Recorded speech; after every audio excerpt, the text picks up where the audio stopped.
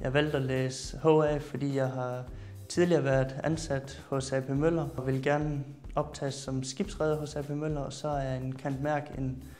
en god hjælp på vejen, og det er en HA en forudsætning for, at jeg kan læse cand.merc.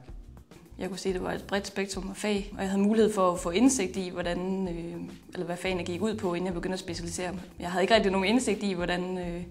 hvad fagene sådan rigtig gik ud på, da jeg startede, for jeg kom fra en gymnasie med en matematisk baggrund. Men jeg synes, det lød rigtig spændende. Grunden til, at jeg valgte at være fuldtidsstuderende, var primært, at min studievejleder mente, at det ville give mig en masse gode oplevelser og